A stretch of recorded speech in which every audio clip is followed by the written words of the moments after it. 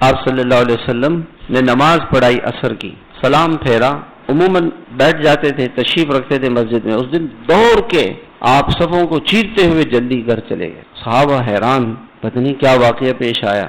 جب آپ تشریف لائے، پوچھا کہ یا رسول اللہ آج کیا بات ہے، خلاف معمول آپ دوڑ کے گھر کیوں تشریف لے گئے؟